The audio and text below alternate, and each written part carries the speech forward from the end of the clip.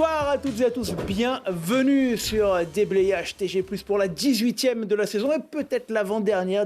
On n'est pas bien loin de la fin de saison, on approche tout doucement et on a plein de choses à voir ensemble et des belles annonces à vous faire. Mais avant ça, on va vous présenter rapidement ce petit plateau. Et je vous le dis tout de suite, je sens que ça va être une soirée compliquée. On a quelques artistes, je ne vais pas les nommer, mais je vais commencer par toi, mon cher Alex, puisque tu es à ma gauche. Comment ça va ? Ça va bien et toi, Hugo ? Tu étais venu à la première de l'année. Exactement. Et tu viens à l'avant-dernière, on est pas loin là pour boucler la saison. Et tu es toujours qualifié. Et on est toujours qualifié, ouais. Donc ça, c'est plutôt bien. Présente-moi un petit peu la troupe que tu nous as emmenée aujourd'hui là. À ma gauche, rapidement, Louis Lénaud, qui joue troisième lignel à la Bièvre. Et Louis Lénaud, attention. Bonjour. Bonjour Louis, comment ça va ? Ça va. Comment, on écrit comment Lénaud ? À la fin, LT. LT. Hein. Et non D, non T. Voilà, non, ouais. petit message pour Kylian qui est en régie. Voilà, c'est ça. Qu'il écrive correctement le nom de Lénaud. Merci. Kylian, merci pour lui. Pour mes parents. Et oui, merci pour ses parents, en plus. Continue, je t'en prie. Dorian Tolon, donc professionnel en Aerox. Attends, allez là, ça va ? Ouais, ça va, nickel. Professionnel en quoi, t'as dit ? En Aerox. C'est le sport à la mode des bobos, là. Je connais pas, c'est quoi Tu ça ? cours et tu fais un peu de muscu. Ouais, c'est un truc un peu cardio. Tu cours et Tu fais quoi, fais des exos. C'est un peu style crossfit, mais tu fais un peu de course avec. Ah, c'est le crossfit avec plus de courses. Ouais. D'accord. Il fallait inventer encore un truc. Ouais, c'est ça. Et toi, t'as Truc à lancé la ce mode. truc-là ? Non, on fait un peu de temps en temps avec Il fait Ijox aussi. Aerox le samedi et rugby le dimanche. C'est pas mal. Allez, tiens, présente-nous le dernier de la foulée. Bah, lui, il fait ski le samedi, match le dimanche et ski le dimanche soir. C'est Non, Maël. lui, il aime bien la fête. Il aime bien la fête. Ouais. Un peu Maël. trop, peut-être. Je me suis calmé là. Tu t'es calmé. Ouais. Bon, en On tout se cas, concentre sur le rugby, on a des phases finales à gagner. tu as été bien briefé. En tout cas, 4 joueurs de la Bièvre qui sont avec nous. On va bien sûr évoquer leur match. On avait 2 clubs locaux qui jouaient en Fédéral 2 ces matchs qualificatifs. Et puis, on était dimanche du côté de Voiron. Et il manquait pas grand-chose. Hein, vous allez le voir tout à l'heure. Théo, comment ça va ? Bah écoute, ça va. Ça va, Comme un arrêt un peu tôt, mais ça va. Ouais, on verra tout à l'heure parce qu'il y a peut-être des petits regrets quand même sur ce match. Tu es venu avec Rémi. Salut Rémi. Salut. Ouais, bah déjà je vous remercie parce que vous êtes venu malgré la défaite. Parce que je ne sais pas si on aurait eu 4 castors si ça avait perdu. Ça, c'est pas sûr. Hein, peut-être pas cela. Ouais, c'est bien. En tout cas, vous êtes venus et je vous remercie. On a un calendrier assez sympa et pas mal de choses à découvrir. On va attaquer rapidement par la Pro D2, s'il vous plaît, puisqu'on jouait la dernière journée. Grenoble, dans sa saison morose, on va le dire comme ça, hein, le FCG s'incline lors de la toute dernière journée.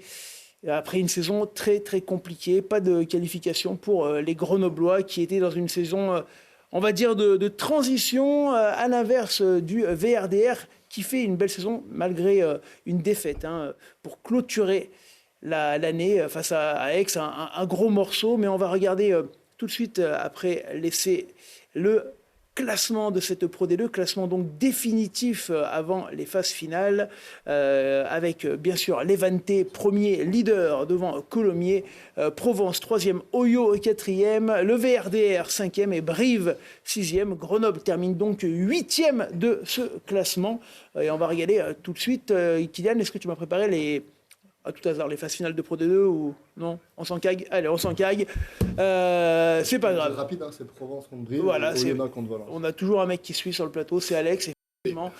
Provence, Brive, Oyo et VRDR. Un petit mot peut-être sur la saison du FCG, Louis. Tu as suivi ça de près les années précédentes, mais peut-être un peu moins cette année. Ouais, c'est dommage pour une équipe comme Grenoble après 3 ans en finale, se retrouver là. Je pense que les joueurs sont déçus et il n'y a rien à dire, malheureusement. Il y a eu beaucoup de changements de staff, c'est d'intersaison, compliqué, même en courte saison. Ouais, ça se voit de l'extérieur, de toute façon, que ça allait être compliqué d'avance.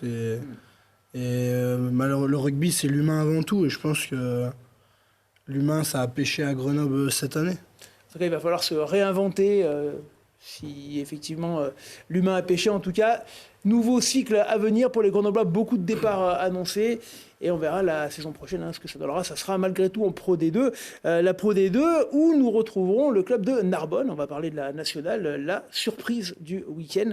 On peut peut-être regarder effectivement la grosse surprise même de Narbonne qui avait terminé 5e, il me semble, de la saison régulière et qui vient taper le stade niçois en finale. Une très très grosse performance pour les Narbonnais qui donc retrouvent la Pro D2. Voilà, ils retrouveront donc également le Stade des Alpes la saison prochaine. On descend d'un petit niveau pour la Nationale 2 où nous jouions les demi-finales. Mâcon recevait Orléans dans le match aller et Orléans s'est imposé 41-25. Du côté de Vienne, le déplacement était du côté de Langon. Langon s'impose 14-8. Match retour, évidemment, on inverse tout la semaine prochaine pour le ticket pour la finale et en même temps le ticket pour monter, puisque les deux finalistes de la Nationale 2 monteront, puisqu'on a eu deux clubs qui ont déposé le bilan en national. Donc, est-ce qu'on aura Mâcon et Vienne éventuellement en finale? Pour Mâcon, ça va être quand même très compliqué d'aller remonter le score à Orléans. Malgré tout, sur un match, tout est possible et les hommes de Julien Végnat seront évidemment renverser la vapeur. En tout cas, on l'espère. Voilà pour la Nationale 2. On va repartir maintenant sur notre rugby régional. On repart tout en bas en Régional 3. Les résultats, et on a de moins en moins de clubs locaux qualifiés, puisque, vous le voyez, Faverges s'est incliné, le Saint-Donat s'est incliné également, et Chabeuil s'est incliné. Comme ça, au moins, c'est réglé. Plus de clubs locaux en Régional 3. Là, on jouait les 16e de finale du championnat de France. On monte d'un petit niveau en R2. En R2 où Ambérieux est allé gagner du côté de Tournu. Albertville s'impose à la maison et Albertville continue son petit bonhomme de chemin. On avait entendu plusieurs histoires avec Albertville les semaines précédentes. C'est bien, le sport a repris un petit peu sa place. Thônes a perdu et on annonce également la défaite de l'US ISO qui était toujours qualifié. ISO qui s'est incliné 65-17 et dans les clubs un peu locaux, on parlait de ISO en R2. Petit clin d'œil pour Silan qui, grâce à l'apport bénéfique d'un futur ex-joueur, Kylian, a gagné son match contre la Cévennes et on n'a pas d'image malheureusement, c'est dommage. Kylian, j'espère que tu vas bien, on ne t'a pas revu depuis la victoire, donc j'espère que ça va. Voilà, pour les 32e de finale de la R2, c'est réglé. On peut passer à la régionale 1. Ah non, les 16e de finale, bien sûr. On se projette avec Albertville qui recevra l'ESA sur l'Aise et Ambérieux qui recevra Vouziers, alors que l'Arcole jouera contre Nissan Colombier. Voilà pour la régionale 2, bien sûr, tous les matchs qui se joueront sur terrain neutre pour les 16e de finale. On grimpe d'un niveau en régionale 1. Là, on a quelques résultats très intéressants et on va commencer par les Tulinois. On a des photos, il me semble, de la victoire de Tulin qui auront marqué par Deldon et Montaz. Les Tulinois qui donc sont toujours en course dans ce championnat de France, même si, je vous rappelle, le dispositif était particulier. Cette année, on pouvait ne pas être champion de secteur ou ne pas être champion de la Ligue et continuer le parcours. C'est ce qui est arrivé à Tulin, qui continue, qui est là et qui va vivre sa saison de phase finale. Bravo à eux. On rappelle avec le vétéran Geoffrey Jurin, toujours présent du haut de ses 47 ans à Tulin. Le Teil s'impose largement du côté de Faucigny, 62-24. On notera également que le Stade Dijonnais s'impose en Bresse du côté du SAB et que Belleville s'impose. Est-ce qu'on a les images? Oui, on a les images de Belleville qui aura gagné. Belleville qui marquera par Buatois 2 fois, Granger, Selle 2 fois, Corgier, Souche de Saint-Jean et Manquin. Pas mal d'essais pour les Bellevillois. Voilà, les hommes de Damien Gonnet qu'on avait reçus sur ce plateau il y a quelques semaines, qui continuent également leur petit bonhomme de chemin qui se qualifie pour les 16e de finale. On va regarder dans quelques instants, on va finir cet essai et on basculera, merci Kylian, sur les 16e de finale. Allez, montre-nous un petit peu les affiches à venir avec Belleville qui recevra Dijon, Tullin qui sera contre le Rhône Sportif, Le Teil contre Salon de Provence et Canton de Marsanne contre Fleury-Salles. Voilà pour la régionale 1. On va maintenant passer un petit peu aux choses sérieuses et faire un petit tour de nos invités. Alex, on t'avait reçu, on va recommencer par toi pour présenter un petit peu les joueurs ce soir.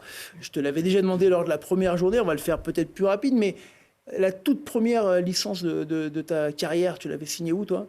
À Échirol. À Échirol. Ouais. Échirol, ça a été un petit peu ton club formateur. Club Après, formateur, t'avais club de basculé cœur. très rapidement. Grenoble. J'ai fait quand même 10 bonnes années à Échirol avant de basculer un tout petit peu à Grenoble. Ouais. Après, je suis retourné à Échirol. Après, j'ai fait Montmélian, Bourgoin, puis Échirol et la Bièvre. Voilà. Et puis ceux qui veulent plus d'infos sur Alex, évidemment, on avait fait un petit reportage où il vend son très bon fromage, évidemment. Vous pourrez le retrouver. Alex, merci en tout cas. Tu es encore avec nous. Et l'année prochaine, est-ce que tu es encore dans le coin, Alex ? Qu'est-ce qui se passe ? On en est où là ? On ne sait pas peut-être. On ne sait pas. On ne sait pas encore. La question se pose encore ? Non. Pas vraiment. Elle se pose pas vraiment. Il sera là l'année prochaine. Tu seras là l'année prochaine ? Ah, on sait pas, Joker ? Ouais, Joker. Allez. On te reposera la question évidemment dans quelques minutes. Louis à côté. Alors toi, ta toute première licence, la toute première. Alors c'est pas à Tours, on sait, hein, parce que du coup. C'est Saint-Pierre-des-Corps. Ah, d'accord. C'est où exactement ? C'est dans le centre. C'est à côté de Tours, mais Tours, c'est la grosse identité et c'est une. Donc c'est un petit club, un petit club à côté. De village ? Ouais, c'est ça. Ouais, ça ressemble à quoi chez nous là ? C'était de l'honneur, ouais. Le maximum où c'est monté, c'est Fédéral 2. Ouais. Mais ouais, c'est pas du tout comparable à ce qui se passe ici, parce qu'il y a beaucoup plus d'habitants, mais il y a moins de rugby, quoi. Il y a moins de clubs, c'est moins concentré. C'est moins. Alors du coup, après ce premier club, t'es allé où ? Après, je suis parti, j'ai joué du coup jeune à quelques années à Touraine Plus, qui était un rassemblement pour jouer un peu plus haut niveau. Après, je suis parti pour mes études, je suis parti à Issoudun, du coup. J'ai joué au rugby là-bas. Et après Issoudun, je suis arrivé à la Bièvre, et voilà. Ouais, plutôt rapide comme parcours finalement. À la Bièvre, nouvelle région pour toi là, du coup. Nouvelle région. Tu t'y es plus ? Ouais, bien sûr. Ouais, ton frère t'avait rejoint un temps. J'avais un point d'accroche, quoi. Ouais, avant de repartir. T'as plus de point d'accroche là, ça veut dire ? Si, j'ai d'autres. des copains, mais la famille est partie, quoi. Ouais, et ça te manque cette partie famille ? Bien sûr. Malgré ce club de la Bièvre qui est quand même très... Oui, mais il y a toujours le parti famille qui manque forcément. Maintenant, je sais qu'ils font les efforts, ils étaient là ce week-end. C'est vrai que quand ils venaient avant, c'était plus simple, ils venaient voir 2 matchs en une semaine. Ton frangin qui est parti, du coup, là, ça fait quoi déjà, 1 an il est parti en début d'année. Là. Ouais. Et comment ça se passe pour lui ? Ça se passe très bien. Ouais. Très bien. Ils espèrent faire les phases finales. Et accrocher ça, écoute, on espère le recroiser prochainement. Allez, on passe à toi, mon cher Dorian. Ouais. Ton parcours et toute ta première licence. T'as quel âge, toi, déjà ? Moi, j'ai 26 ans. Je suis 2000 et j'ai commencé le rugby à Saint-Jean, moi, Saint-Jean-de-Bournay. À Saint-Jean-de-Bournay. Ouais. J'ai commencé le rugby là-bas tout petit. Mes parents habitent toujours Saint-Jean-de-Bournay. Ah, c'est des vrais Saint-Jeanais. Ouais. Ils étaient au match là, de Saint-Jean Ouais, des fois ils y vont quand la Bièvre joue pas. Ah. Et après, je suis parti du coup à Bourgoin. Ouais. C'était au moment où c'était quoi ? C'était cadet 2e année à la mercerie. Et après, du coup, je suis resté jusqu'en fin d'année espoir. Et après, je suis parti à la Bièvre. C'était qui tes coachs en espoir à l'époque, à Bourgoin, quand t'es parti ? Ça a pas mal changé. À la fin, c'était Bastien Goualard. J'étais avec Maël aussi, avec Anton Moulman. Et il y avait qui d'autre ? Il y avait Gabo aussi, Rémi Gabory, qui nous avait coaché aussi un petit peu. Ah ouais, ça avait beaucoup bougé quand même. Ouais, on faisait la passerelle aussi avec les jeunes, avec l'équipe 1 aussi. Et Bourgoin, du coup, après la Bièvre. Alors pourquoi, je suis obligé de te poser la question, pourquoi pas de repassage à Saint-Jean alors ? Il y avait pas mal d'anciens bergaliens. C'est pour ça. On connaissait pas mal de monde. Ouais. Il y en a beaucoup à Voiron aussi. Ouais, aussi. Maintenant plus, ouais. Il y en a quand même beaucoup à la Bièvre aussi. C'est un petit peu étendu. Ouais. Il y a toute la génération, effectivement, de Bourgoin. Ouais, c'est ça. Mais des jeunes aussi, 2000, 2001, pas mal aussi. On fournit les clubs locaux de Fédéral. Donc 3 clubs pour toi, et maintenant à la Bièvre. Maël, à toi. À moi. Ta toute première licence, toi ? Ma toute première licence a été à la Côte Saint-André, à l'UAC. Ouais. Donc où j'ai fait toute ma jeunesse. Tu es originaire de là-bas? À côté de Saint-Étienne de Saint-Jean aussi, donc à Saint-Pierre-de-Brécieux. Mes parents sont de là-bas. Et après, donc, je suis parti au FCG pendant 1 an ou 2, je sais plus, comme ça. Et puis après, CSBJ, où j'ai fait toute ma jeunesse, donc environ 8 ans. Et puis, je suis parti, donc 1 an jouer aux Servettes, et je voulais revenir dans la région, proche de ma famille, mes amis. Et puis, du coup, j'avais tous mes potes justement du CSBJ qui étaient revenus à la Bièvre, donc c'est pour ça que j'ai choisi la Bièvre. Ouais, et alors, cette vraie connexion bergelienne quand même. Ah, exactement. Quand même quelques années, ça a recréé quand même une. Ah oui, certaine, là, on a pas mal d'anciens joueurs du CSBJ qui sont là et on prend énormément de plaisir à jouer. En plus, j'ai mon petit frère du coup qui a rejoint aussi la Bièvre, qui joue en B. Donc pareil, c'est génial. D'ailleurs, je ne sais pas si Kylian on avait prévu d'en parler, mais on va peut-être tout de suite commencer à parler des équipes B, puis après on parlera de nos Voironnais. Est-ce que tu as, s'il te plaît, les résultats de la Fédérale B, mon cher Kyl, puisqu'on a une affiche qui se profile extrêmement intéressante lors du prochain tour. Est-ce que tu les as? Voilà, on va passer de la Fédérale B avec le SOV de Nico Zanardi qui s'impose contre les Angles 26-6 et puis la Bièvre qui s'impose contre Servian 21-14. On notera également la présence de Villefranche qui a gagné. Nantua s'est incliné, Rieux s'est imposé et le prochain tour, 8e de finale déjà, puisque ça va plus vite, hein, on est en match sec en Fédéral B, on a une affiche puisque la Bièvre, tu peux me les mettre, qui affrontera Voiron et ça se jouera du côté de Tullin à 15h, hein, il me semble. Voilà, ça a été annoncé. Donc un joli derby là, qui va arriver. On a des photos de la baie, là, on va les passer un petit peu. La baie de la Bièvre qui fait une belle saison, messieurs, qui termine 2e là, de ce championnat. C'était pas mal quand même. Ça a fini 3e. 3e, pardon. Mais oui, il y a beaucoup de jeunes joueurs qui ont progressé tout au long de l'année. Ils ont appris à jouer ensemble, ce qui n'était pas forcément le cas en début d'année. Et là, on voit qu'ils donnent tout ce qu'ils ont pour pas finir la saison trop tôt non plus. Donc, ils ont encore envie de jouer ensemble et ça se ressent sur le terrain. Sachant que ça va vite hein, en réserve, puisque très rapidement, après 2-3 matchs, on peut jouer des 8e, des quarts de finale. Donc, c'est plutôt intéressant pour ce match. Puis, un gros derby à venir du côté de Tullin. Et avant de parler de l'équipe B de Voiron, on va finir les présentations. On peut continuer les photos. Voilà, on va passer à Rémi. Rémi, pareil, ta toute première licence pour toi? Alors moi, il me semble que j'ai joué qu'à Voiron. T'as joué qu'à Voiron? Il me semble. Il te semble, t'en es sûr? Ouais, voilà, c'est bon. Aucun autre club. Donc t'es Voironnais? Ouais. Tu habites Voiron? Mes parents habitent à côté de Voiron et moi j'habite à Grenoble. T'habites à Grenoble, mais du coup t'as toujours joué qu'à Voiron? Qu'à Voiron. Voilà, donc ça au moins c'est simple, c'est clair, Moi, pas d'erreur. Non. Pur produit Voironnais, t'as quel âge? 18 ans? Non, 23. 23 ans, Voiron, donc Voiron c'est ton club, tu as fait toutes les équipes de jeunes. Ouais. J'ai tout connu. Voiron qui est un club très structuré hein, sur le rugby, sur l'école de rugby. Hein. Ouais, sur les jeunes c'est assez intéressant, il y a une bonne formation, il y a des bons coachs, donc il y a une bonne continuité. En plus on arrive à aller en senior et jouer avec des gonzes qui nous ont coachés, donc c'est sympa. Ouais. Ouais, c'est pas pour vous, parce que pour les mecs qui vous ont coaché, ça fait un petit coup de vieux quand même, non? Un petit coup de vieux, mais c'est toujours sympa d'être aligné avec eux. Et en parlant de vieux, non, bien sûr, non, de mi-vieux, on va dire. Théo, comment ça va, Théo? Merci pour le mi-vieux. Quel âge t'as, Théo? 34. 34, ça va. Ça marche, je t'ai dit tout à l'heure, Geoffrey Jurin, il joue encore en R1, meilleur joueur de la poule. Ouais, 47 ans, j'y serai plus, moi, mais non. On sait jamais. Oui. En tout cas, Théo, t'as ton premier club à toi. Aix-les-Bains. Aix-les-Bains. Ouais. Tu es Savoyard. C'est ça. Ouais. Savoyard d'adoption parce que je suis né à Paris. Donc, t'es né à Paris, arrivé. Mais je suis arrivé à Aix-les-Bains à 4 ans et puis donc j'ai fait former à Aix-les-Bains, après parti à Grenoble. De Grenoble, je suis passé à Saint-Nazaire. Ah oui, parce qu'il y avait un partenariat de mémoire entre Grenoble et Saint-Nazaire. Un pseudo-partenariat, ouais. Une sorte de connexion qui s'était créée. Ouais, tout à fait. On était toujours un ou deux ou trois de partir de Grenoble. Dépôt de bilan de Saint-Nazaire. J'ai fait un saut à Cognac. Dépôt de bilan aussi? Non, il n'y a pas eu le dépôt de bilan. Ouais, ça, c'était après. Ah. Et puis après, CSBJ, où j'ai passé 7 ans, entrecoupé d'une année à Chambéry. Je suis revenu CSBJ après. Où tu as connu la Pro D2? Non, moi j'étais arrivé au moment de la descente. Juste après. Voilà. Ok. donc au moment où le club redescend, et un passage à Chambé.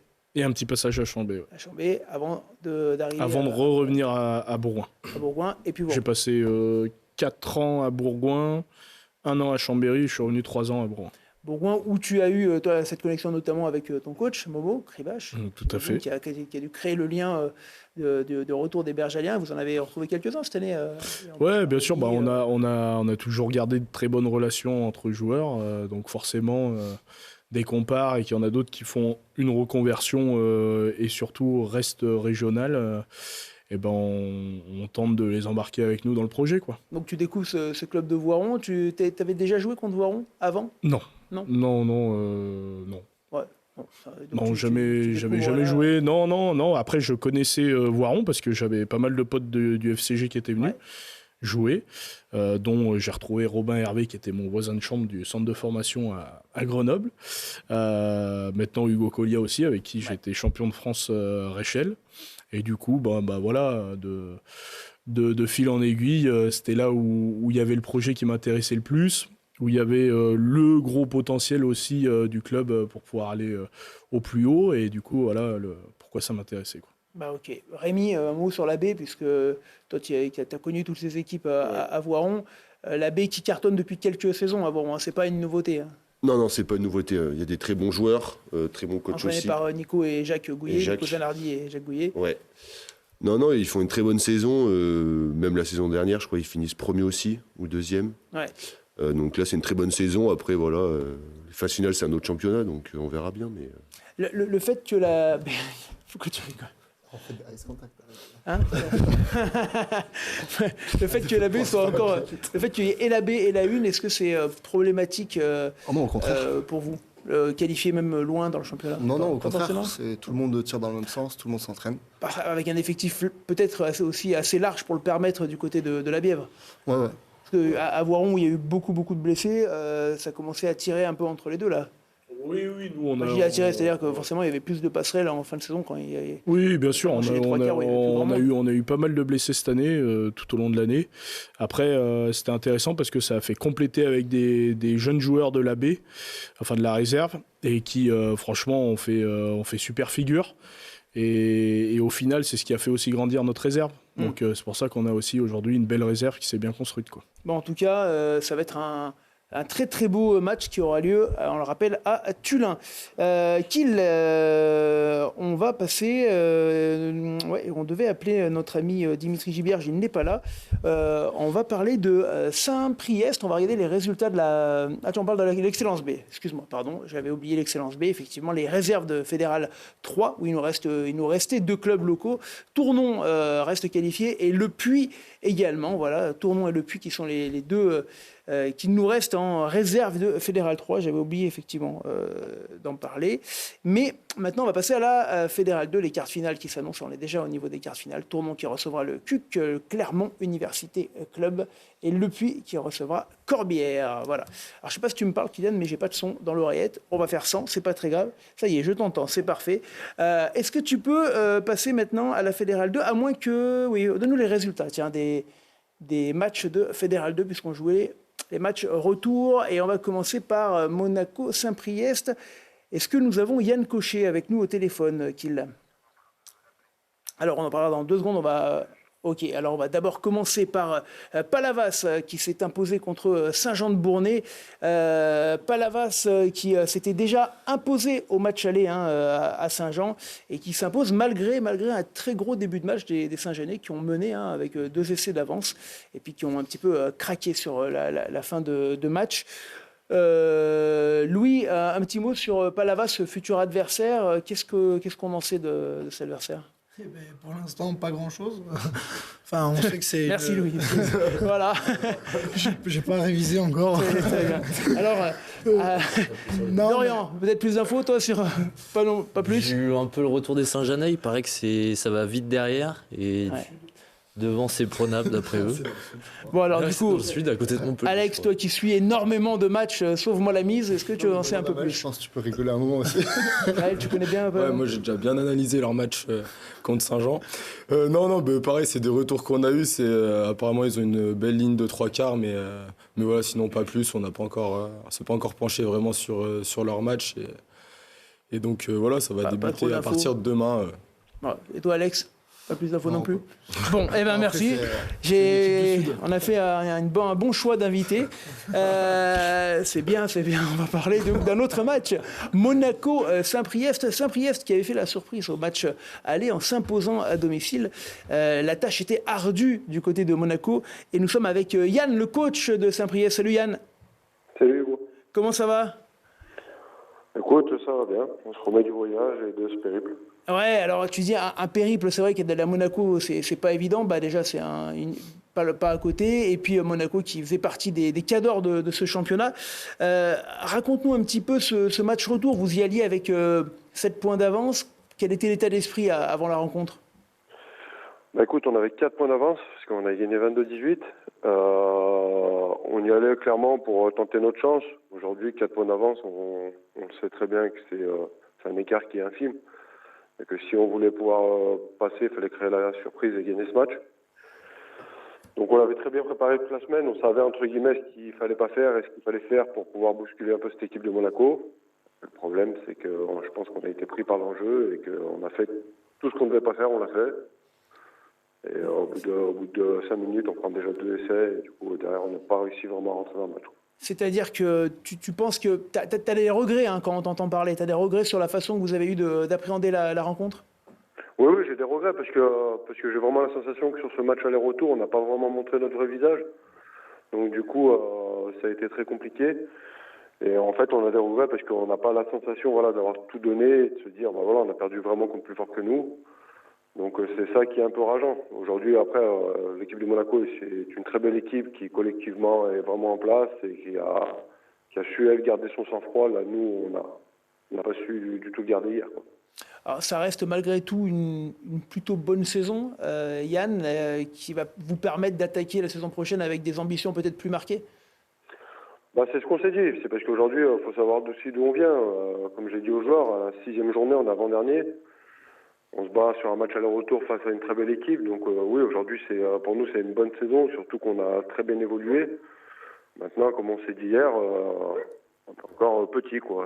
Aujourd'hui, on n'a pas su appréhender ce genre de match. Il va falloir qu'on grandisse encore un peu plus dans nos têtes et pour venir avec de meilleures notations l'année prochaine, quoi.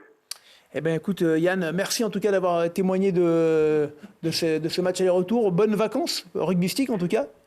Merci. On est encore au boulot pour préparer la saison prochaine. Ouais, retour, c'est quand pour vous? C'est prévu, ça débute quand? Je pense que là, on va couper 4 semaines et puis on va attaquer fin juin. Fin juin déjà? C'est bien. Ouais. Au travail. Merci beaucoup Yann d'avoir été avec nous. Merci à toi Hugo, passez une bonne soirée. Très bonne soirée à toi. Voilà, on revient s'il te plaît mon cher Kiel sur ces résultats de la Fédérale 2 pour voir donc que Palavas, on l'a dit, s'impose contre Saint-Jean, que Nantua s'incline du côté du RC Le Reu et que Monaco donc s'impose contre Saint-Priest. Et nous allons passer maintenant du côté des Voironnais. Et avant d'entamer le match en question, on va parler un peu de la saison. Une saison, Théo, qui a commencé sur un faux rythme, on va dire. Voiron a mis du temps à s'installer vraiment dans son championnat. Ouais, on est une équipe en reconstruction là, depuis maintenant ça fait 2 ans. Ça fait 2 ans où on a une évolution des joueurs. On intègre beaucoup de jeunes. Rémi en est la preuve en chair. Mais c'est bien, on tient notre objectif. Cette année, c'était finir dans les 2 premiers. On l'a atteint. On ne s'était pas forcément fixé d'objectif. Je vais pas faire l'hypocrite. Je vais dire, bien sûr, de monter en Fédéral 1. De toute façon, dès que tu joues les phases finales, si tu n'as pas envie d'aller. Mais en début de saison, l'objectif, c'est quand même de jouer le haut de tableau. Ah oui, clairement, dans les 2 premiers, c'était l'objectif. On a réussi à aller le chercher. À la dernière journée, sur un gros match à Saint-Jean d'ailleurs. Et on était déjà bien, c'était déjà un beau truc d'accompli. Maintenant, les phases finales, oui, un peu de déception de finir là au 16e. Faire connaître un peu aussi aux jeunes tout ça, un tour de plus, ça aurait été important. Comme Yann l'a dit, ça fait grandir en fait. c'est des matchs qui sont différents. C'est un championnat complètement différent, les phases finales. Donc ouais, un petit peu de déception là-dessus. Une saison, Rémi, qui a été marquée par, on l'a dit tout à l'heure rapidement, mais énormément de blessures, notamment derrière. Hein. Ouais, beaucoup de grosses blessures. Ouais, je crois qu'il y a 6 ligaments, 6 joueurs qu'on va croiser.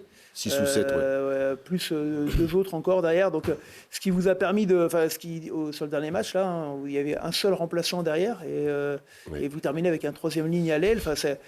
On était un peu en bout de course sur la quantitative du... Ouais, je pense que c'était compliqué. Et donc c'était plus compliqué pour vous que la baie soit aussi en route, parce que forcément tu peux moins puiser dedans. Si tu peux moins puiser dedans, puis tu n'as pas forcément envie de les priver des joueurs qu'ils ont toute l'année, parce qu'aussi ils ont un championnat. Ouais, je pense que ça aurait été compliqué. Même si on passait à Avignon, ça aurait été compliqué. Et alors du coup, revenir sur la saison rapidement, l'osmose qui s'est faite un petit peu tard, le temps que tout le monde apprenne à se connaître, puis après là, vous êtes remonté en puissance pour terminer assez fort finalement. Ouais, un petit peu tard, une bonne fin de saison. Malgré quelques défaites, mais une bonne fin de saison. Un gros match contre Saint-Jean-de-Bornay, qui nous place à la deuxième place. Qui a préparé les phases finales. Ouais, qui nous a préparé beaucoup de monde. Donc c'était un bon match. Maintenant, on a fait une bonne saison, on perd là, mais... Alors justement, on va parler du match aller. Ce match aller à Avignon. Alors faites profiter la classe, monsieur. Qu'est-ce qui se passe? C'est Louis. Louis, qu'est-ce qu'il y a? C'est Alex. Dis-nous, Alex. Tu peux balancer, on s'en fout, on peut tout dire. Là, il y a Louis qui a pété.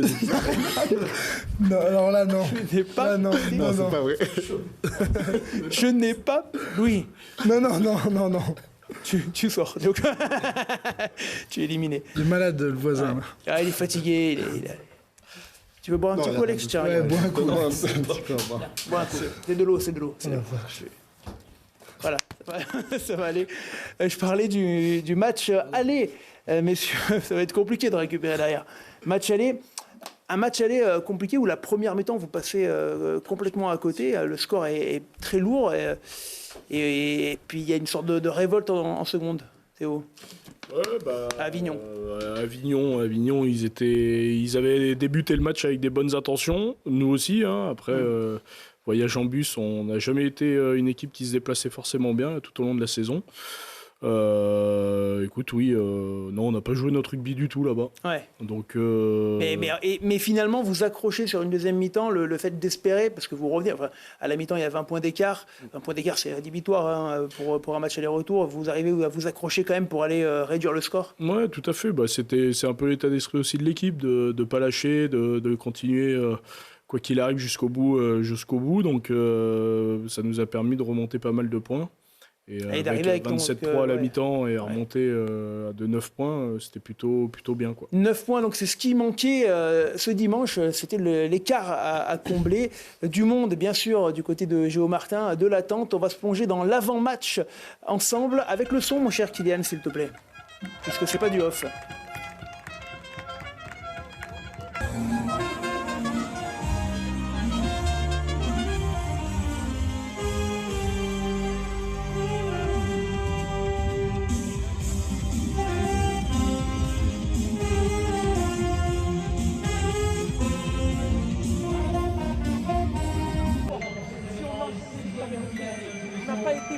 Ils ont pété à la 65e.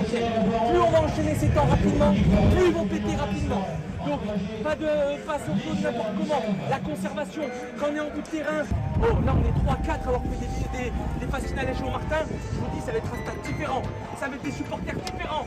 Si vous ne savez pas qu'il y a un 16e homme, je vous le dis, là il va y avoir un 16e homme. Donc quand on sera moins bien, il y aura nos familles, il y aura nos amis. C'est ça qui va nous pousser à la victoire.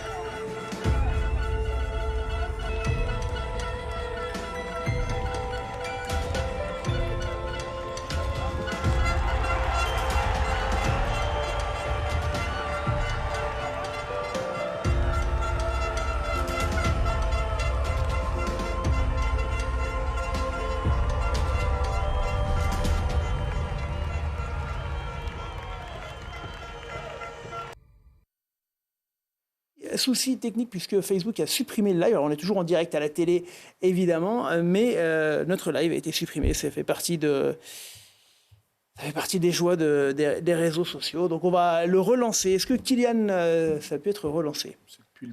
Oui, ça y est. Non. Et on me dit que c'est Alexis Vout c'est Alexis Vout qui nous a obligés. Alors là, on est toujours à l'antenne, donc sur la TNT, mais on va reprendre dans quelques secondes. J'attends de voir si on est en live. Mon cher Kylian, j'attends ton feu vert parce que non, je le vois toujours pas. Ça y est, c'est lancé. Est-ce que tu peux nous remettre un tout petit chrono, mon cher Kill, histoire qu'on fasse revenir un petit peu nos amis pendant 30 secondes, et puis comme ça, on peut reprendre le fil, s'il te plaît. Allez, comme ça. Et ça me permet de repartager. Voilà, tu me mets un petit chrono en ligne, c'est parfait. Ça y est, hop.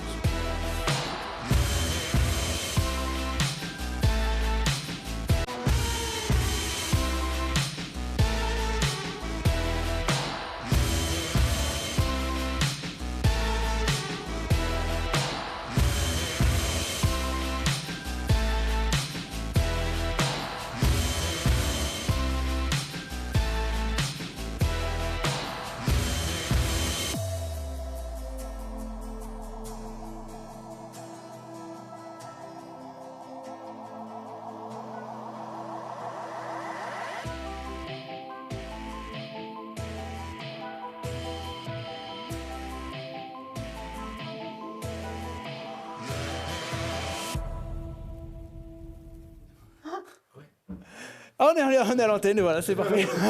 Maël, on est à l'antenne. Ça a coupé parce que Maël s'est pris les pieds dans les fils en voulant donner une bouteille à Alex. Voilà. Maël, mauvais point pour toi. Désolé. Je recommencerai. Donc, on va relancer puisqu'on était sur ce fameux reportage de Voiron. Et je vous propose tout de suite de redécouvrir donc l'avant-match de Voiron une seconde fois pour ceux qui l'ont déjà vu ici. Mais la première fois pour vous, c'était donc du côté de Géo Martin ce dimanche.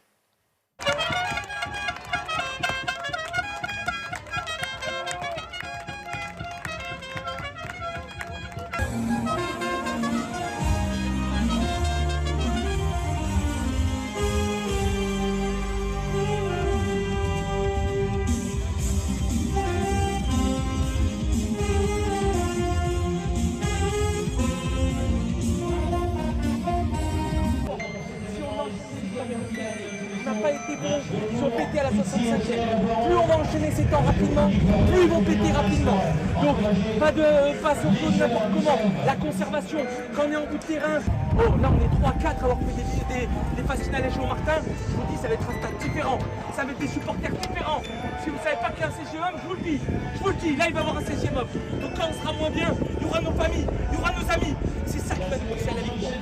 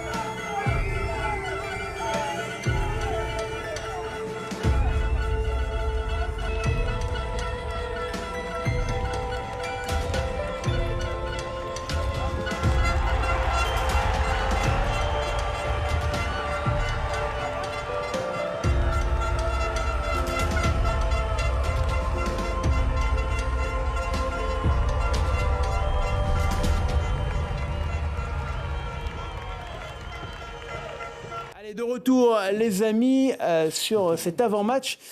Théo, Rémi, bon, forcément, match de phase finale, beaucoup d'attentes, beaucoup de pression.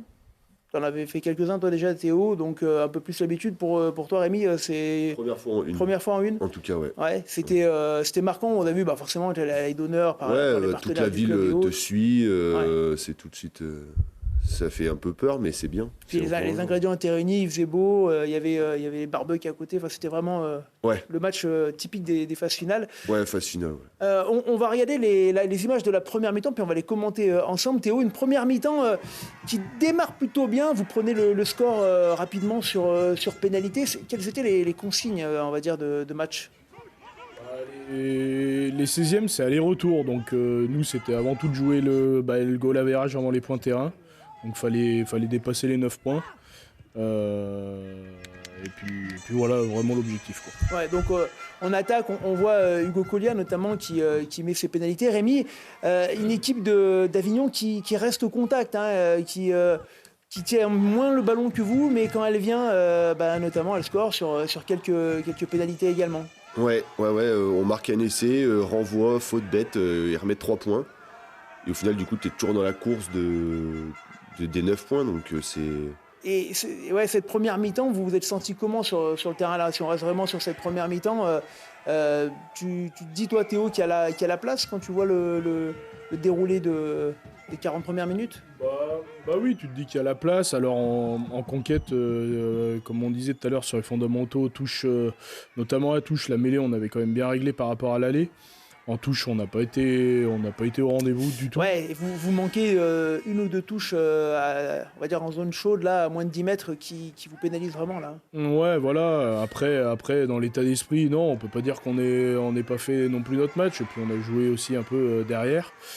Après, voilà, hein, ça fait partie du rugby. Dès qu'il y a certains aspects qui sont pas là, notamment les touches, c'est plus compliqué de gagner des matchs de phase finale. Rémi, on voit là, notamment avec cette touche encore à moins de 10 mètres perdue, on sentait un peu de frustration monter petit à petit quand même de cette première mi-temps, puisque vous teniez le ballon, mais l'écart au score ne se creusait pas. Ouais, on n'arrive pas à marquer. On est à 10 mètres des lignes, mais on ne marque pas, donc c'est très frustrant. Surtout sur des erreurs assez bêtes, des petits en avant, ou alors des contacts, ou des plaquages loupés. Du coup, on n'arrive pas à recoller au score et on court toujours après. Ouais, et puis les quelques fois où ils viennent, ils arrivent à être intéressants. Alors, l'arbitrage va aller, entre guillemets, dans votre sens, puisqu'il y aura 2-3 cartons en première mi-temps, dont un carton rouge qu'on va voir dans quelques minutes pour le demi d'ouverture de cette équipe d'Avignon. Quand tu vois ce carton rouge arriver, Théo, tu te dis que c'est la 40e. Bon, le score est pas fait, mais ça reste un point intéressant. Alors, c'est là le carton rouge. Oui, ça reste intéressant. Après, si tu focuses là-dessus, tu vas essayer de changer ta stratégie, et c'est pas bien bon. Donc non, on est parti du principe qu'il n'y avait pas de carton. Parce que vous prenez l'essai, je crois, juste avant la pause, et vous remarquez une pénalité, mais vous revenez vous êtes un petit peu en retard au score. On est un petit peu en retard avant la fin de la première mi-temps. Comment ça se passe, le retour au vestiaire? Non, retour au vestiaire, après on reste serein, on dit il faut corriger quand même sur certains aspects où on a pêché, quoi. Je reviens encore une fois, je vais te le dire sur la touche, mais donc vous identifiez très vite. Mais il y a d'autres choses aussi stratégiquement où il fallait peut-être alterner un peu plus. C'est une équipe qui est assez maligne, un peu plus d'expérience, qui a su un peu tricher sur les mêlées. À leurs 5 mètres, ils arrivaient à prendre l'impact et reculer, ce qui nous avait tout de suite pénalisé. Voilà, on n'a pas joué la finesse, on va dire. Mais du coup, vous vous dites quoi, qu'il faut mettre plus de rythme? C'est quoi la consigne finalement un peu finale de cette mi-temps, avant qu'on regarde la seconde, parce que vous avez encore un peu plus de retard, il faut marquer 2 fois au moins. Ah bah oui, bien sûr, il faut aller chercher les points. Donc, on va mettre les images qui jouer, quoi. Ouais, on va regarder ces images de la seconde période, Rémi. Et une seconde période, vous le tenez encore plus ce ballon, puis le score vous le reprenez petit à petit, et même si on voit quelques fautes de main parfois sur des plaquages, on sent quand même que plus ça avance dans cette deuxième mi-temps, plus la confiance revient. Ouais, la confiance était toujours là. Après, c'est beaucoup d'erreurs. Là, on voit des touches loupées, des plaquages loupés, des petits en avant. Et du coup, on n'arrive pas à y aller, donc c'est frustrant pour nous. Deuxième mi-temps, je pense qu'on était dans le bon sens. On était un peu reparti. Là, on marque, il me semble, sur cette action-là. Ouais, au bout, pas tout de suite. Je crois que ça joue encore un petit peu, mais forcément qu'on y croit. Ouais. Forcément qu'on y croit tous. Et voilà, c'est un match de haut niveau, donc. T'as été surpris positivement ou pas plus surpris que ça de cette équipe, toi, d'Avignon? Non, pas plus surpris que ça. Alors, ils ont 2-3 individualités qui sont bien présentes, qui sont bonnes. Mais après, non, c'était pas un match plus compliqué que dès qu'on a joué Saint-Priest ou la Bièvre cette année. C'est différent. C'est un peu plus... c'est un peu il y en a certains, c'est des vieux briscards et qui sont plutôt bons là-dedans, quoi. Donc, ils ont très bien alterné la chose, à s'effacer lors des mauls, à faire tout ça. Non, plutôt, ils ont des bons gestionnaires aussi en face. Ils avaient un 9 et un 10 quand même qui ont fait une belle partition. Donc voilà, quoi. Et puis, vous en parliez tout à l'heure, vous prenez 2 essais dans le match sur un peu presque 2 essais casquettes. Le premier, c'est un mauvais renvoi qui est tout de suite récupéré et marqué. Le second, on le verra tout à l'heure, c'est un ballon qui est contré, suivi au pied et qui part. Est-ce que ça rend Rémi encore plus frustrant l'issue du match d'avoir pris ce genre d'essai? Ouais, c'est frustrant parce que du coup, tu revois toutes les erreurs que tu as fait dans le jeu sur les 2 matchs. Là, on prend un essai en deuxième mi-temps sur un petit par-dessus qui est contré, qui lui revient dans les mains. Après, voilà, ça c'est le jeu, mais là, sur le renvoi, ça peut arriver aussi de faire un mauvais renvoi. Après, c'est beaucoup d'amertume à la fin du match. Vous reprenez l'avantage ce soir, vous avez 6 points d'avance, il vous reste 3 points de retard, entre guillemets, et après avoir marqué l'essai, et sur le renvoi, vous perdez ce ballon, tout de suite 3 points qui viennent sanctionner. Là, on joue à moins de 5 minutes de la fin, ça vous casse un peu les pattes, comment dire. Dès que t'es un peu taille-taille avec une équipe qui est franchement similaire à notre niveau, c'est les détails qui coûtent cher, quoi. Donc, un renvoi 22 un peu foiré, un contre un peu loupé, voilà. Ce qui fait que très vite, la tendance, elle s'inverse, et puis c'est eux qui finissent à partir en 8e après. Ouais, avec une fin de match où ils vont garder ce ballon. Alors je crois que l'essai c'est leur essai, le deuxième essai qui va venir maintenant avec ce ballon qui va recirculer à gauche. Et je crois que c'est peut-être le coup d'après où le ballon est contré et marqué. Je pense qu'on n'en est pas loin de ce moment-là. On vous a senti frustré, on a senti les coachs frustrés parce que finalement, vous terminez presque ce match sans avoir réellement joué votre vrai niveau de Voiron, quoi. Ouais, je pense que Momo, il l'a bien souligné. Ce qui a été frustrant, c'est que à la fin d'année, on est arrivé à peu près à mettre notre jeu en place. Là, on l'a trop peu retrouvé pendant ces 2 matchs de phase finale. Un petit peu là ce week-end par parcimonie, mais alors à l'aller absolument pas. Après entre guillemets, la qualif pour l'échelon du dessus, on ne le perd pas ce match-là, ce dimanche-là, mais plutôt la semaine d'avant, quoi, où vraiment on a fait un non-match, quoi. Ouais, un non-match. Rémi, qu'est-ce que vous disiez à la fin du match? C'est quoi le discours, les premiers mots qui doivent surpasser un petit peu la déception? On n'est pas loin, finalement. Si on ne fait pas ce non-match chez eux, je pense qu'on est vraiment pas loin. Si on fait pas, s'il n'y a pas d'erreur comme ça, je pense qu'on peut passer. Après, on ne sait pas, mais c'est beaucoup d'amertume à la fin du match. Ouais, si on se refait le match, c'est compliqué. Ouais. Théo, tu penses que c'est les blessures et aussi un peu le manque de quantité, de profondeur d'effectifs qui vous pénalisent finalement? Non, franchement, il ne faut même pas se cacher derrière ça. Je trouve, on est vraiment en construction. Ouais. C'est très bien. On a fait un match où il faut s'en servir. On va grandir là-dessus, prendre de l'expérience, et puis je pense qu'on aura un autre visage l'année prochaine. Et puis les jeunes qui ont pu goûter un petit peu à ça, il y en a quand même pas mal sur la feuille qui ont enchaîné. Et c'est bien, l'année dernière, on a fini 7e, cette année, on finit en 16e. L'année prochaine, on ira plus loin. Donc le but maintenant, ça va être de soutenir la B sur le prochain match. Donc on le rappelle, contre contre les voisins de la Bièvre, ça sera du côté de Tullin. On va écouter l'analyse de Momo Kribash sur l'issue du match, l'issue de la saison. Momo, quels ont été tes premiers mots pour tes joueurs à la fin? Non, je pense qu'on a essayé, on a vraiment essayé d'aller se la chercher, mais je pense qu'aujourd'hui on est arrivé à bout de souffle, je pense, de la saison, que ce soit physique, mental. Ça fait déjà 4 matchs où on est en sur-régime, on est vraiment en sur-régime, donc là on arrive à bout et on a fait trop d'erreurs techniques pour pouvoir passer, franchement. Ils ont fait le match parfait, ils ont très bien défendu, nous on n'a pas exploité nos ballons, donc à un moment donné ça a été un peu compliqué, on a couru après le score. Voilà, mais ce que je leur ai dit, je pense que le match on l'a perdu la semaine dernière déjà, en jouant 20 minutes, voilà, on s'est mis des gros bâtons dans les roues. Néanmoins, on va retenir du bon parce qu'on se retrouve avec une dizaine de joueurs absents.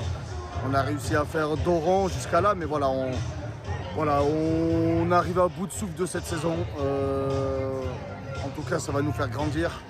Je vais beaucoup m'en servir et on va repartir rapidement. On va suivre notre réserve qui est en train de gagner. J'espère qu'elle va aller jusqu'au bout. Donc, pour moi, les vacances sont pas encore là, mais en tout cas, je vais me prendre un peu de temps et après on va se projeter rapidement sur la saison d'après. Les leçons, c'est peut-être un effectif un peu plus large, en quantité notamment? Oui, c'est sûr. On voit bien, de toute façon, les équipes qui arrivent à s'accrocher, c'est des effectifs qui sont assez larges au niveau de la quantité et aussi de la qualité.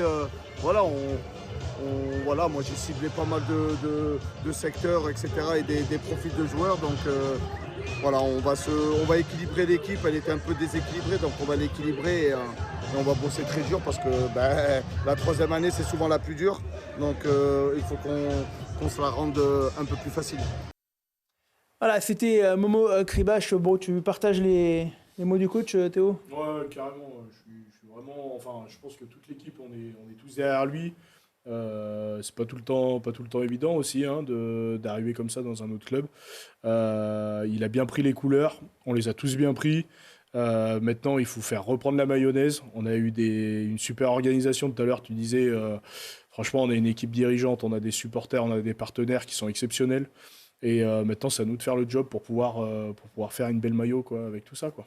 Ouais, et merci en tout cas d'avoir témoigné de ce match. Avant de passer à la Bièvre, on fait un petit saut en Fédéral 1 et puis comme ça on bouclera avec la Bièvre. La Fédéral 1, nous avions un acteur local en quart de finale, c'est le CS Annonay qui s'est imposé du côté de l'US Lilloise 37-34. Et pour en parler, nous avons en ligne le président Pierre-Laurent Barbe. Est-ce que tu m'entends, Pierre-Laurent? Parfait, Hugo. Bonjour à tous. Bonsoir, comment ça va? Ça va. Bon, j'imagine que d'avoir gagné ce premier match à l'extérieur, déjà, ça vous a mis une petite bulle d'oxygène quand même. Ah bah oui, il vaut mieux repartir de l'e-journal avec une victoire qu'avec une défaite. Donc, bien entendu. Surtout qu'on est tombé sur une très très belle équipe. Lille était montée l'année dernière, avait refusé la montée. Ils ont terminé deuxième cette année. Ils avaient perdu un match contre Saint-Sulpice en début de saison et depuis ils étaient invaincus chez eux. Donc une très belle équipe. On aurait pu gagner à 5 minutes de la fin, on était à +10. On aurait pu gagner un peu plus. Et sur la dernière phase de jeu, ils auraient pu aussi marquer sur une touche. Donc on repart avec les points. On est à +3. Il va falloir bien préparer ce match retour de la montée parce que c'est l'aboutissement de la saison et tu le sais, de plusieurs années de travail. Donc voilà, on va se préparer sereinement. Ça va te faire rire, mais jusqu'à maintenant on était match après match et là on est au match. Ça y est, tu peux plus sortir match l'un après l'autre. Tu le disais, mais c'est vrai, l'aboutissement de plusieurs saisons, c'est la semaine prochaine. Là, ce match de la montée, c'est quoi, 3, 4, 5 années de travail, un gros cycle et demi de travail pour en arriver là. Ah bah ouais, c'est 2 cycles. Tu sais, nous avec Teddy, ça fait 8 ans qu'on a repris la présidence. On a eu d'abord un cycle de 4 ans sur lequel on on est monté en Fédéral 2, en Fédéral 1, pardon, de Fédéral 2. Et puis là, ça faisait 3 ans qu'on échouait la première année en 8e, la deuxième en barrage, l'année dernière encore en 8e contre Saint-Sulpice. Donc c'est la première année dans l'histoire moderne du club, on est en quart sur un match de montée. Donc le groupe est mûr, le groupe a bien travaillé, le club est structuré. Donc voilà, il faut essayer de passer ce match, ce match important ce dimanche. Pierre-Lô, tu parlais la dernière fois quand tu étais venu sur le plateau, mais tout le club, évidemment, s'organise pour ce match incroyable. J'imagine que le stade sera plein, que l'espace partenaire sera plein. Vous attendez combien de personnes, combien de partenaires ? Ah bah là, tu vois, ce soir, on a déjà 600 partenaires qui sont inscrits au réceptif. Je pense qu'on va clôturer comme la semaine dernière, parce qu'après, on a été obligé de monter un chapiteau supplémentaire 300 mètres carrés en plus de notre réceptif de 450. Donc on va s'arrêter autour des 800. J'espère qu'on aura entre 2500 et 3000 personnes. Donc voilà, c'est la belle fête. Hein. Toute la ville aujourd'hui est en rouge et noir. Les mecs au club ont travaillé pour mettre des couleurs dans toute la ville. Donc si quelqu'un ne sait pas que le CS joue à 14h30 dimanche et qu'il n'a pas vu tout ce qu'on a fait, donc voilà, il faut récupérer parce que ça a tapé fort, hein, ça a tapé dur. L'équipe s'entraîne demain et je pense qu'ils vont avoir un début de semaine où ils vont récupérer et pour se mettre bien en place. Parce que tu l'as dit, hein, il n'y a que 3 points malgré tout, et on le sait sur un match, c'est rien du tout. Sur une équipe qui va venir avec presque plus rien à perdre, j'imagine beaucoup de prudence de la part du staff et des coachs. Ah oui, alors déjà tu me connais, donc là-dessus la prudence, c'est pas moi qui vais m'emballer sur un match. C'est pas parce qu'on a gagné, on aurait gagné de 20 points, on aurait peut-être une approche un peu différente. Gagner de 3 points, tu sais, il suffit de perdre de 4 et puis tu vois passer la montée à côté. Hein. Surtout qu'on nous l'a proposé, comme tu le sais l'année dernière. On voulait surtout pas avec Teddy monter sur tapis vert. On avait refusé la montée. On veut à tout prix que ça soit une fête du club, une fête des joueurs, et puis tout le travail qu'ont fait tous ces dirigeants, ces bénévoles là depuis 8 ans, que ça soit aussi un aboutissement pour aller toucher notre Graal qui serait la Nationale 2. Alors on le sait, hein, le stade sera plein, tu l'as dit, les partenaires également. Et puis alors la grande nouvelle, et je te remercie pour ça Pierre-Lô, c'est qu'on va pouvoir recollaborer ensemble puisque c'est le retour des lives, alors plus de LSD mais de déblayage on va dire. Et ce match dimanche qui sera avec le concours du club diffusé en direct et en multicaméra. Donc je voulais déjà te remercier pour cela. L'objectif partagé pour nous étant de pouvoir marquer aussi ce moment qu'on espère historique pour le club. Non, mais alors déjà merci à toi, merci à toute l'équipe. Ça va être effectivement un retour de LSD déblayage. Voilà. Il y a 15 jours, tu sais, après la victoire à Mazamet, j'étais dans tes studios et ça nous a porté chance parce qu'on a gagné et largement gagné le 8e retour contre Mazamet. Donc j'espère que l'intervention de ce soir sera du même acabit. Pas de en problème. tout cas, t'es le bienvenu, qu'on passe une bonne journée avec un stade plein.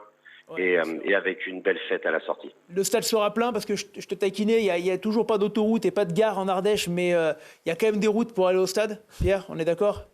Oui, tout à fait. On va essayer de se débrouiller. Et puis au pire, il y a des montgolfières, comme tu le sais. Et au pire, il y a des montgolfières. En tout cas, 14h30, un match, attention, qui n'est pas à 15h, 14h30. On espère un stade plein. Et nous, on y sera avec Kylian et Théo, en l'occurrence, qui sera avec nous pour diffuser ce match en live et en multicam. Merci beaucoup, Pierre-Lô, pour la confiance. Et puis, on te souhaite, on croise les doigts avec toi et on se voit ce dimanche. Merci encore. Merci à vous, merci à tous sur le plateau. À bientôt. Au revoir. Ciao, ciao. Et vous l'avez entendu, c'est le retour des lives de déblayage. On est très excités en fait de pouvoir faire ce match de montée qu'on espère historique. Donc rendez-vous bien sûr dimanche 14h30 en direct pour suivre cette rencontre avec nous. Peut-être l'aboutissement de Annonay qui va monter en National 2. On l'espère. Allez, on revient à la Fédérale 2. Ça y est, on est calmé. J'ai l'impression que le moment est passé. C'est le moment de pouvoir reparler avec vous. Ça va mieux, Alex ? C'est tout bon. Ouais, c'est tout bon. Vous avez évacué tout ce que vous aviez évacué en parole ? Oui. Oui, on va dire ça. Bon, on va parler de cette saison de la Bièvre. Tiens, on va commencer avec toi, Dorian. Tu as un peu moins entendu. On va pas revenir très rapidement sur la saison qui a été, en tout point de vue historique, invaincu de A à Z. Et puis il y avait une petite musique, il y a plein de gens qui disaient ouais mais ils vont gagner, mais ils vont perdre le premier, ils vont gagner mais ils vont perdre le premier match. Et puis alors vous rejouez ce premier match de phase finale la semaine dernière et là patatras, première défaite de la saison.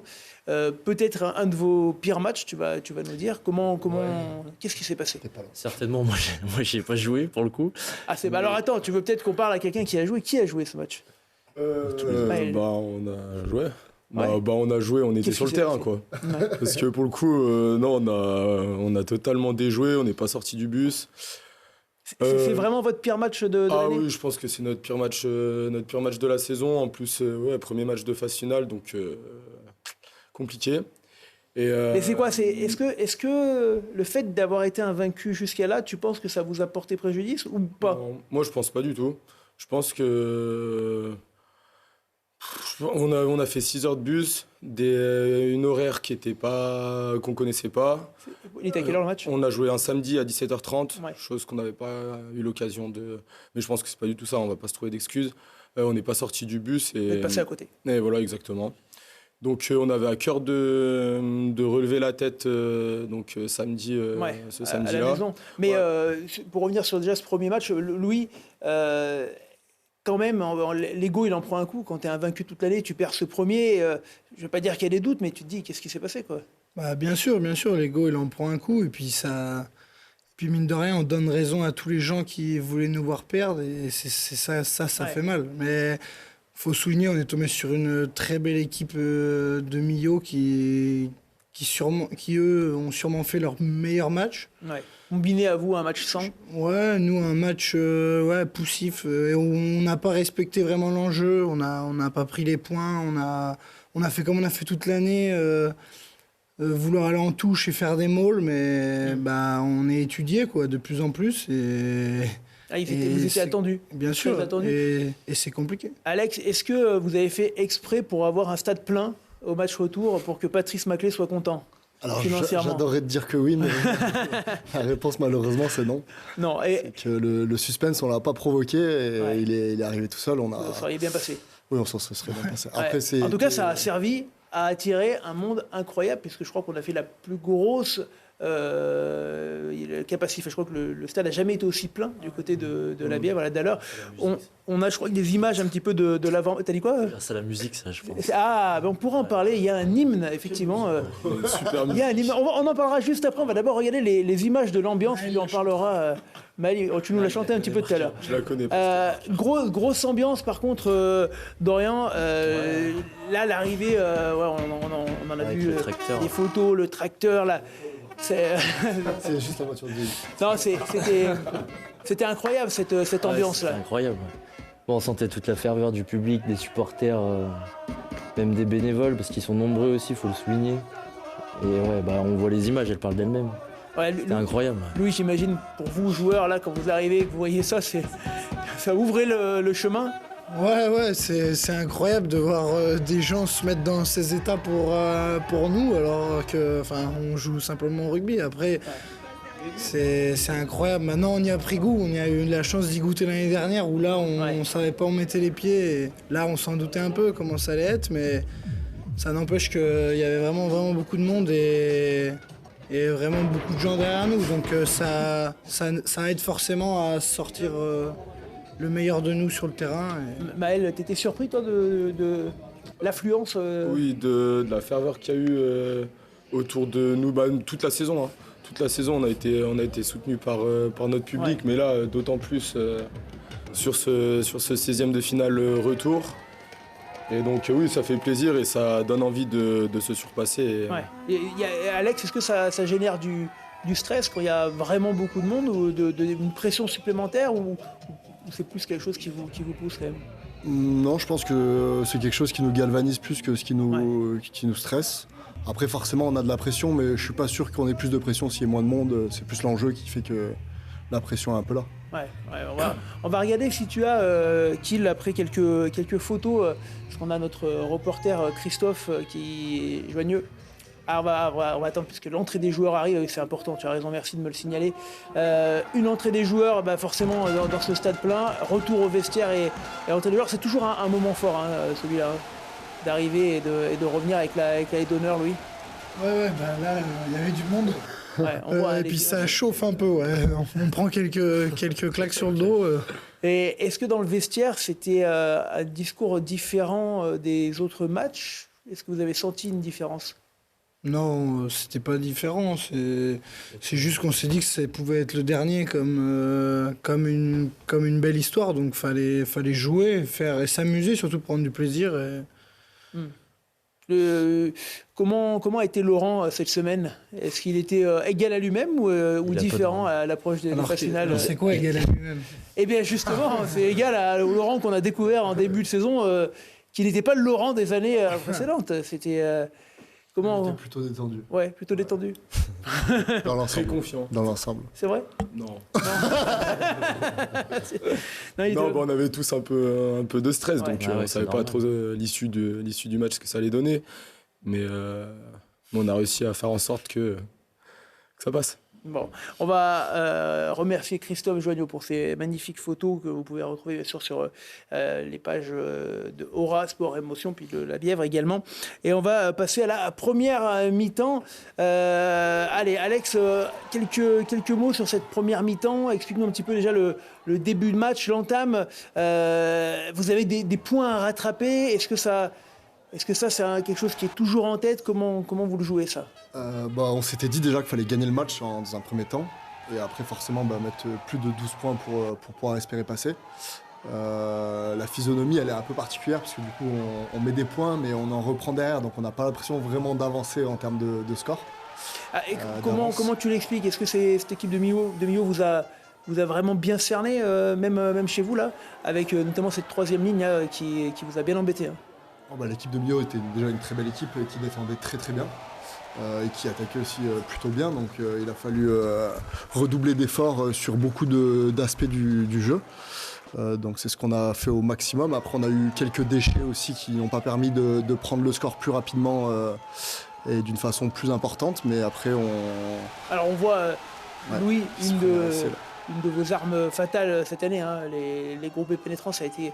On va le dire, votre force principale. Tu nous disais tout à l'heure que peut-être sur le match aller, vous aviez trop essayé ce genre de choses. Est-ce que là, vous avez plus alterné, tu penses ? Non, c'était pareil, mais on a peut-être été plus précis sur certains gestes qui ont fait qu'on a réussi à en faire quelques-uns, mais ils nous ont, comme je t'ai dit, beaucoup étudié, et ils ne se mettaient pas en face, et du coup, il fallait trouver les solutions. C'était pas le plus simple, quoi. C'est pas le plus simple, on le sait, hein, le domaine de la touche, les solutions à trouver. Et le fait qu'il reste au score d'Orient tout le long fait que vous jouez quand même quasiment tout le match dans la position du club éliminé. Ouais, est-ce que c'est un sentiment ça qui rentre un peu dans les têtes à un moment donné, déjà en première mi-temps, ou c'est plus en deuxième mi-temps ? Ouais, on y pense un peu tout le temps, je pense. Ouais. On a toujours cet écart de points. La mi-temps, je crois qu'il y a 4 points d'écart, enfin encore au cumul des deux. Donc on y pense forcément, on a envie de s'appliquer, d'être à 300% sur le terrain à chaque fois, chaque action qu'on fait. Est-ce qu'il y a un discours de mi-temps du coach, ou est-ce qu'il vous a laissé plutôt en paix Oui. Non, on a surtout parlé entre nous, voir ce qui allait pas, corriger un peu nos erreurs. Et je pense que dès le début de la deuxième mi-temps, on a mis en œuvre ce qu'on s'est dit à la mi-temps, et donc ça a fonctionné. Ça a fonctionné. Alors on va voir cette deuxième mi-temps. Alex, même topo, deuxième mi-temps, on joue avec la pression quand même forte, toujours cette capacité aussi de Millau avec cette troisième ligne qui était plutôt performante sur le match. Et on le dit souvent, mais un match de phase finale, ça se construit dans la longueur. C'est vraiment ce que vous avez fait. Vous avez été patient et il ne fallait pas paniquer. Pour le coup, on a essayé de redoubler d'efforts en deuxième mi-temps pour justement les jouer, parce que le but c'était forcément ils avaient pareil la même chose que nous la semaine dernière. Ils avaient fait du bus, tout ça, donc le but c'était de jouer, d'essayer de prendre les espaces et de les faire courir. Donc c'est ce qu'on a essayé de faire, et ça nous a souri à la fin. Ouais, ça vous a souri. Alors, il n'a pas fallu grand-chose, hein, tu disais, Dorian, parce que ça se joue sur quelques pénalités. Ce sentiment-là, il arrive, tout le match, ça se joue à quelques points. À quelques minutes de la fin, vous êtes éliminé. Et puis, il y a cette dernière pénalité qui est sifflée. déjà pour vous qui est mise, et puis il arrive cette ultime pénalité pour eux, je crois qu'il a 45 mètres 50, elle était à 50. Au moment où ça siffle, là on voit cette pénalité qui ne passera pas, mais au moment où ça siffle, j'imagine pour vous que quand ça siffle cette pénalité, là tu te dis c'est pas possible. Bah là tout s'écroule. Ouais. Tout s'écroule. On se dit que ça y est, c'est comme on a vécu l'année dernière contre Pézenas, on se dit ça y est quoi, ça recommence. Après une saison comme ça, c'est super compliqué. Bon, après elle n'était pas facile, elle était à 50. Non, elle n'était pas facile et heureusement. Ouais. En tout cas, est-ce qu'on peut dire, Alex, que la Bièvre passe très près quand même de la correctionnelle sur cette histoire?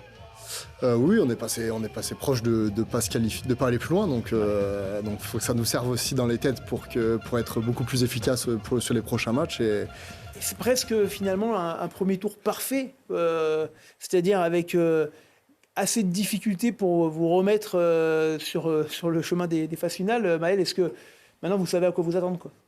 Oui, bien sûr. Après, on sait que les matchs de phase finale sont toujours compliqués et que les moindres petites erreurs, elles peuvent nous coûter un match.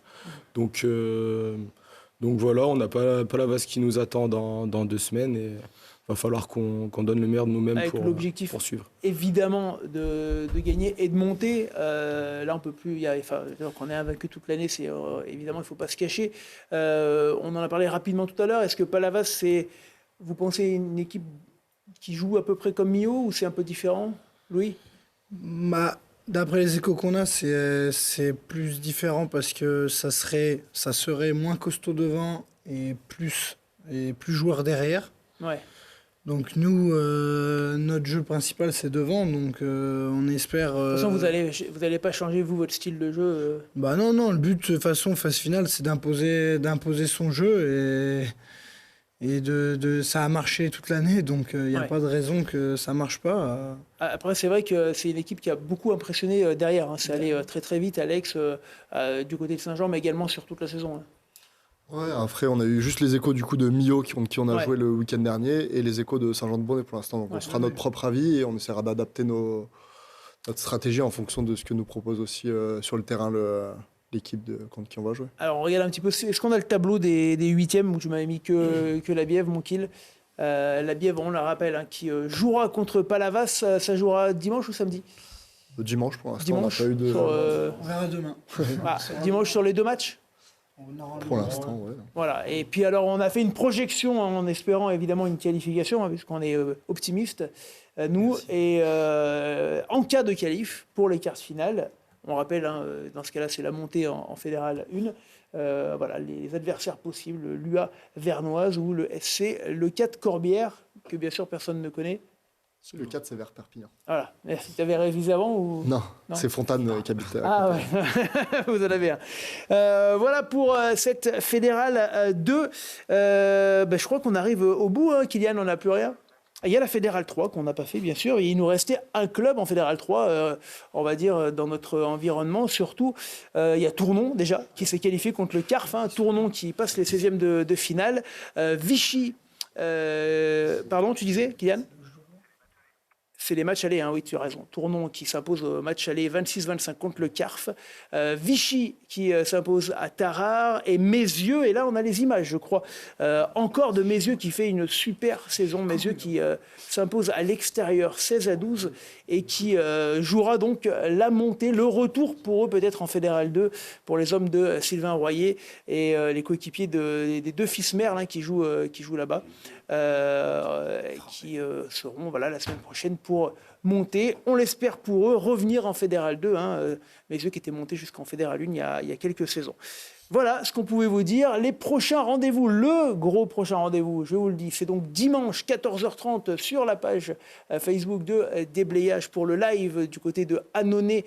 On l'espère, le match de la montée de Annonay. Pas d'émission lundi puisque c'est lundi de Pentecôte, c'est fermé. Donc on ne pourra pas vous faire une émission. On reviendra, on l'espère, pour le match de montée de la Bièvre. Merci en tout cas au Voironnais d'être venu boucler la saison avec nous. Merci. Courage messieurs. Pour la suite. Et puis, Et tu as raison, Maël, de me le dire.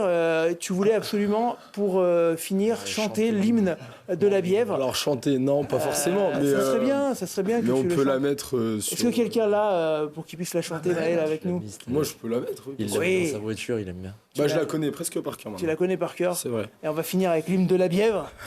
Parce que voilà, Non, je vais vous la mettre. Et vous avez intérêt de tous la prendre par cœur pour notre match de 8e. Voilà, tu mets dans le micro, là, comme ça, là, tu mets le haut-parleur sur le micro. Il faut chanter, les gars. Ah non, mais alors, il faut qu'on entende les paroles. Ouais, fais les paroles. Ça vient après. Ça vient après, les paroles? Ouais. Allez, on y va.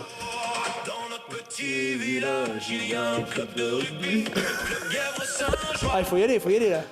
Allez, Doudou, va l'aider. Alex, va l'aider.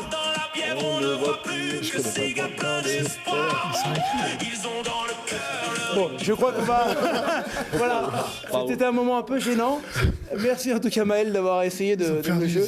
Je suis désolé, l'audience a chuté. On va donc... clôturer l'émission là-dessus. Merci à toutes et à tous. Merci à Kylian et Mathias en régie. Et on se retrouve donc dimanche en direct et en live du côté de Annonay. Ciao, ciao.